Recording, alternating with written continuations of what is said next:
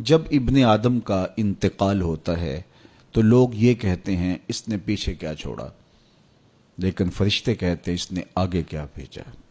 دنیا پہ اس موضوع پہ بات چھڑی ہوتی ہے، اس کی جائیداد کتنی، اس کے بنگلے اور کوٹھیاں کتنی ہیں، اس کا بینک بیلنس کتنے، کتنی فیکٹریاں چھوڑ کے گیا ہے۔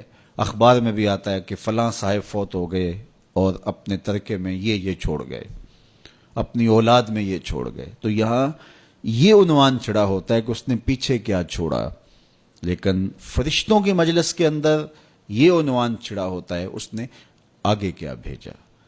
تو ہم نے یہ دیکھنا ہے کہ اس مختصر سی زندگی میں ہم نے آگے کیا بھیجا ہے۔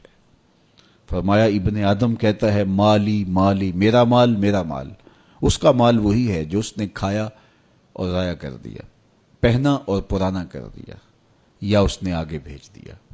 یہ تین مال اس کے ہیں، باقی اس کا نہیں ہے، باقی اس کے وارثوں کا ہے، اور وہ آنکھ بند ہوتے ہی ترکہ ہو جاتا ہے۔ اور یہ جو بہت بڑا نام تھا، بہت بڑی شناخت تھی، بہت بڑے عہدے اور منصب کا مالک تھا، یہ روح نکلتے ہی میت بن گیا۔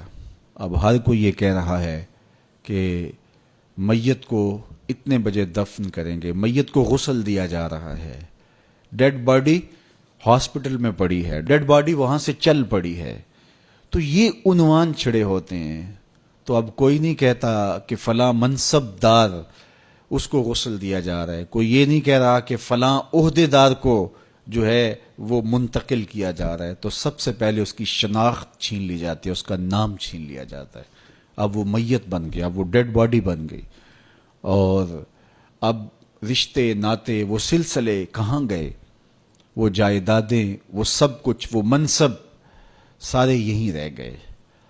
یہ تنے خاکی لے کے قبر میں اترنا ہے، اور چند گز کفن لے کے قبر میں اترنا ہے، اور وہ اعمال جو ہم پہلے آگے بھیج چکے ہیں وہ وہاں جا کے ہمیں وصول ہوں گے۔